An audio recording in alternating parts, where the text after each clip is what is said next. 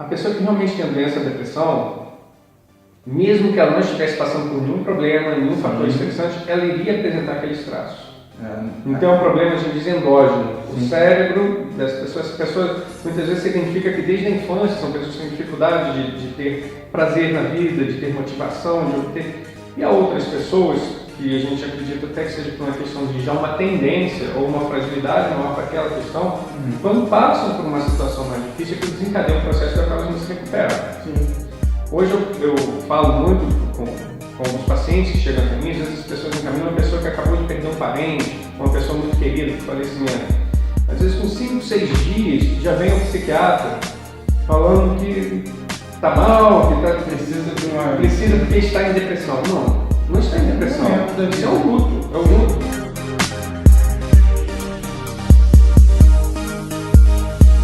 E aí galera, está no ar mais um Sabatina RBP aqui em nosso site, grupo-rbp.com.br, nosso canal no YouTube, Grupo RBP, nosso Facebook, Grupo RBP de Comunicação, e hoje recebendo o doutor Alex Ivan, que também participa do programa da Márcia Ribeiro, Rosa Amiga, sempre na Rádio Barra do Piraí AM, todas as sextas-feiras, né, doutor?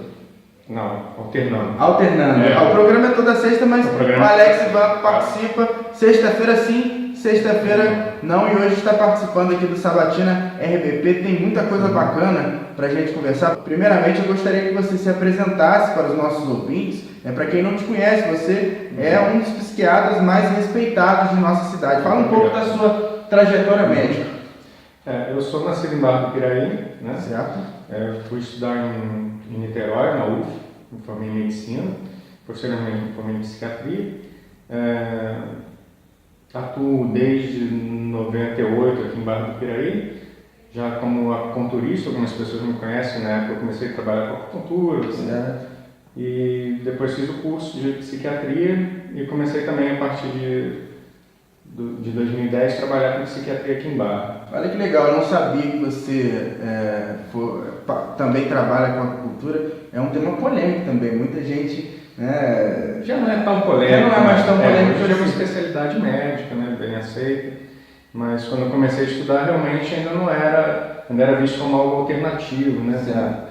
Mas foi por isso que eu até me interessei também pela mente humana, pelos aspectos da psiquiatria, porque a acupuntura vem da medicina chinesa. Certo. E na medicina chinesa ele já tinha um enfoque de analisar as doenças não só pelo lado somático do corpo, mas analisar também onde a pessoa vive, como é o modo de viver, analisar também os aspectos emocionais.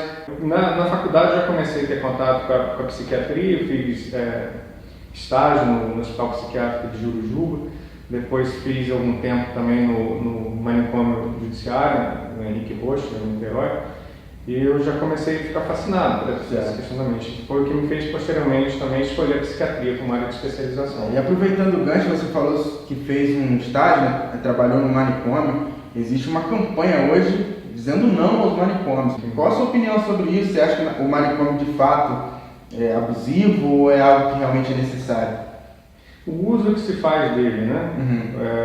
No passado era feito um uso como punição, né? Para prender as pessoas indiscriminadamente. Qualquer um que tivesse qualquer crise, qualquer coisa, tinha que ir para manicômio. Isso historicamente é um abuso, uma violência com as pessoas, muito sofrimento, né? Mas no caso do manicômio que eu fiz estágio era um manicômio judiciário. Então, realmente para pessoas que cometem delitos e crimes. Mas o manicômio daquela grande instituição como existiu em Barra do Piraí, Vargem Alegre, como existiu em Juqueri e outros, isso é uma coisa ultrapassada, isso realmente tem que ser abolido. É um rótulo que as pessoas ainda mantêm, né? Falta conhecimento. Isso não tem mais cabimento na sociedade atual. Certo. Hoje nós falamos em hospitais psiquiátricos que tem um monitoramento da sociedade, que tem uma participação da sociedade, que tem possibilidade de acesso ao local, que a imprensa possa ver, que a autoridade judiciária esteja sempre monitorando, né? Eu digo que os manicômios chegaram ao ponto que chegaram não porque a estrutura deles levasse a isso, mas porque a sociedade os abandonou, não havia um controle social. Certo. Inclusive a própria lei de internações hoje não permite que você simplesmente pegue uma pessoa interna e esqueça lá. Sim. Né? É preciso que para você fazer uma internação contra a vontade do paciente, É preciso que o Ministério Público seja comunicado, é preciso que... Como se fosse um mandado, igual mandado de prisão. Você não pode simplesmente sequestrar pessoas, né? Isso é cárcere privado.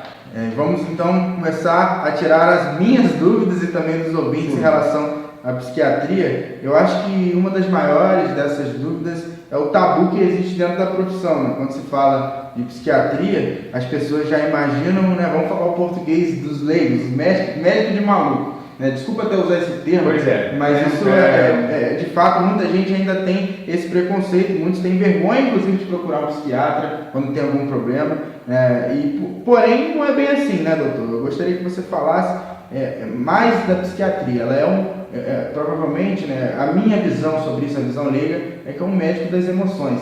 A psiquiatria, ela esteve por um tempo associado realmente à ideia do médico alienista, né? Que no passado era um médico que ficava nos manicômios. Certo. Então as pessoas tinham muito medo, porque era uma pessoa que tinha uma autoridade de dizer quem era maluco ou não e quem deveria ficar isolado da sociedade ou não. E esse preconceito vem nessa época, veio junto a nós, porque foi uma época que a psiquiatria ela não estava associada à neurologia, ela ainda estava próxima daquilo assim de doenças misteriosas. As pessoas achavam que as doenças, que a loucura, né, que seria a loucura, era uma coisa misteriosa, associada a espíritos, ainda estava engatinhando, tinha muita influência da igreja, né? E por um tempo a gente viu que se separou um pouco a neurologia e a psiquiatria. A neurologia trataria do cérebro, dos nervos, e a psiquiatria dessa mente que estaria em algum local fora do corpo. Sim. Hoje nós estamos vendo que a psiquiatria e a neurologia elas estão se reconciliando, são cada vez mais próximas.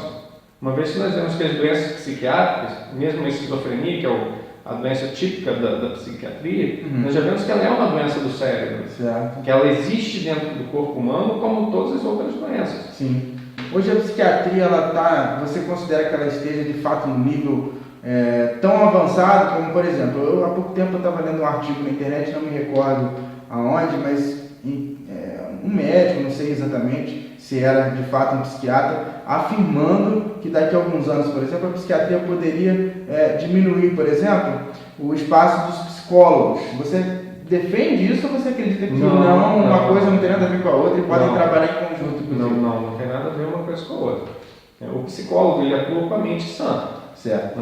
Ele atua a partir do momento que a pessoa não tem um problema cerebral, que ela foi tratada do problema médico.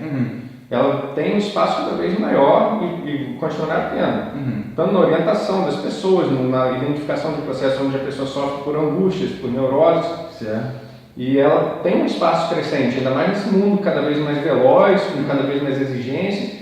Você vai ver que a psicologia tem um espaço mais pressão, né, também. Exatamente. A psiquiatria, ela está caminhando para chegar a conseguir explicar alguns processos que levam a pessoa a não ter capacidade para lidar com seus problemas psicológicos. Entendi. E quase sempre o paciente chega até nós, esse paciente já foi um neurologista, já foi outros médicos, com uma ânsia muito grande por exames que digam o que ela tem. E acaba, às vezes, até se medicando de forma errada. Se medicando também. E eu sempre falo, a psiquiatria ainda não tem exames. E por isso as pessoas acham um pouco estranho. Certo. Porque é através da conversa, é através de conhecer, e isso as pessoas confundem com a psicologia. Porque nós temos esse instrumento de trabalho que é conversar, observar, estudar a história do paciente, que a gente vai chegar a fechar um quadro. Tudo indica que no futuro haverá exames também, onde você vai conseguir, através de análise de imagens e outros processos, chegar... Esse futuro está próximo? Parece que sim, parece que sim.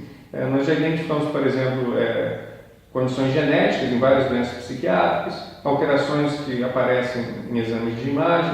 A gente associa hoje a ver que o toque é uma doença que tem uma alteração funcional no cérebro. A esquizofrenia é uma doença degenerativa do cérebro, em muitos aspectos a gente tem identificado. Isso ainda não é possível você dizer com precisão, assim como a questão genética.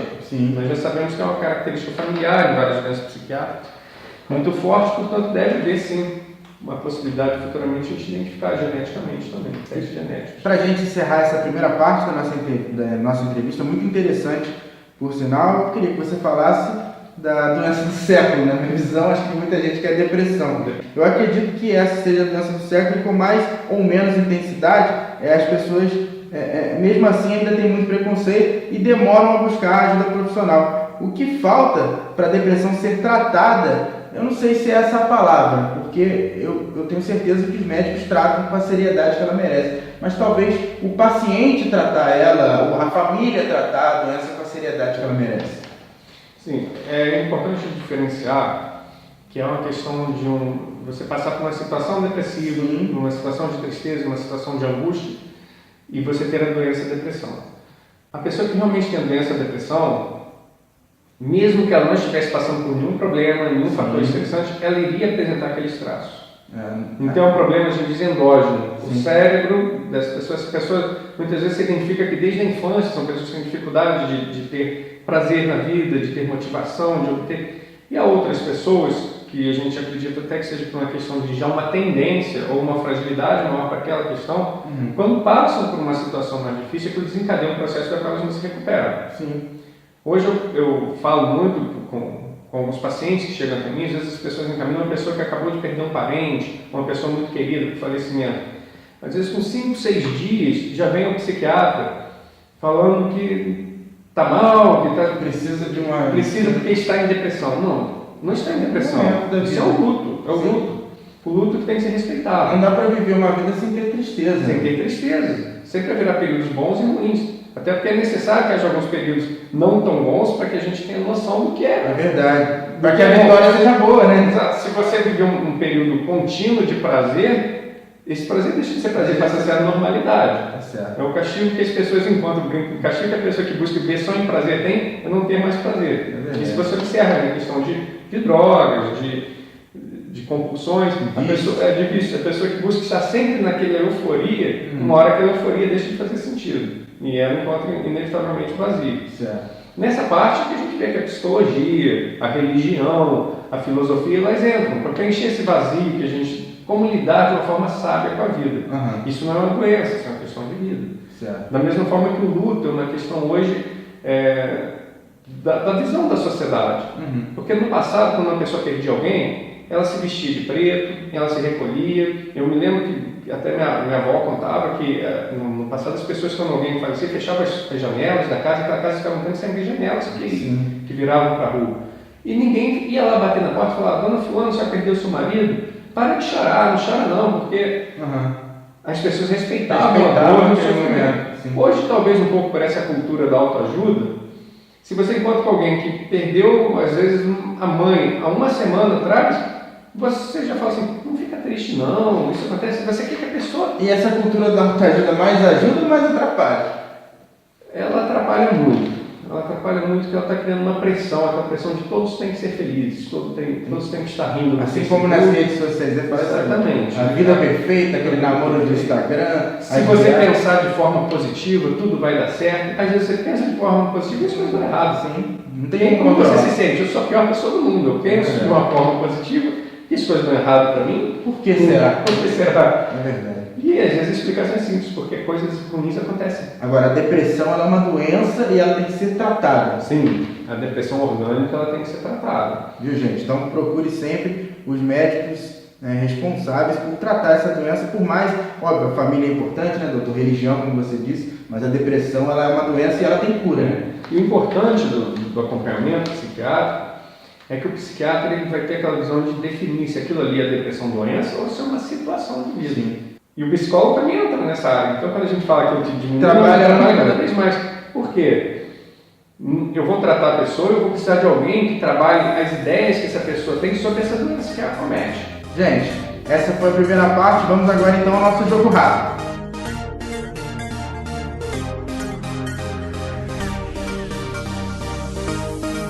Gente, vamos então agora ao jogo rápido. Lembrando, essa entrevista está em nosso site, grupo-rbp.com.br, nosso canal no YouTube, Grupo RBP de Comunicação, só colocar lá no busca, digitar, curtir nossa página. Nosso canal no YouTube é o Grupo RBP, também na programação da Rádio Barra do Piraí, FM, agora eu não lembro de cabeça, mas está aí também, só colocar para ouvir. Esse é o Dr. Alex Ivan, psiquiatra, e agora vai participar do nosso jogo rápido. Começando, primeira pergunta, remédios.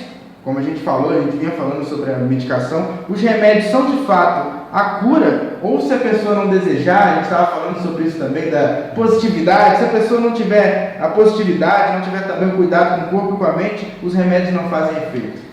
Depende do problema. Né? Alguns basta a medicação, alguns é essencial a medicação. Problemas como a esquizofrenia, por exemplo, às vezes a pessoa não quer. E ela se apega até ao problema que ela tem, como a defesa, os delírios, aquelas alucinações. Então começa-se com o remédio e depois a gente prepara para a pessoa se conscientizar sobre o problema e buscar a cura. Nos outros é fundamental sim que a pessoa esteja empenhada em colaborar com o tratamento. Até porque quem vai tomar o remédio é ela. O efeito placebo de fato existe, né? O efeito placebo existe para todas as doenças. Vamos agora para a segunda pergunta. Barra do Piraí, nossa cidade, possui estrutura para tratar pacientes com transtornos mentais ou ainda falta muito? Possui estrutura. Nós temos o CAPS, para tratamento de adultos com doenças crônicas, mentais e graves. Nós temos o CAPS infantil. Nós temos o ambulatório de saúde mental. Eles funcionam bem? Eles funcionam, mas a demanda por esse tipo de problema está crescente. Como toda a saúde pública vive uma crise, a demanda é maior do que a oferta, mas já uma oferta muito maior do que havia no passado. E para a gente finalizar, então, falando agora pessoal, né, do Alex Ivan, que em 2016 foi candidato a vereador aqui em Barra do Piraí. Você ainda segue com esse anseio político ou acredita que tem mais a acrescentar mesmo no consultório do que na política? Eu acredito que a gente não tem como diferenciar a pessoa do político. Eu fui candidato, provavelmente devo ser novamente, por uma questão de querer participar mais na parte administrativa também. Eu não penso tanto na parte de chefia, de instituições. Eu penso na Câmara participando na parte de fiscalização, na parte de propor ideias, de resgatar um pouco o papel do vereador enquanto legislador. Sim. Porque as pessoas as pessoas hoje pensam muito no vereador como um assessor executivo. Mistura um pouco aquela questão, né? Já que vai ajudar, vai ali. Ele tem que ajudar a fazer algo, tem que fazer. Na verdade, quanto mais o vereador se enfronha nessa questão de fazer coisas, mais ele se compromete com o executivo. Sim. E aí ele perde a função dele. Ele perde a função dele. A isenção, se você pede para um vereador fazer alguma coisa na sua rua, ele vai ter que o executivo pedir isso. E ele vai ficar devendo um favor ao executivo. Certo.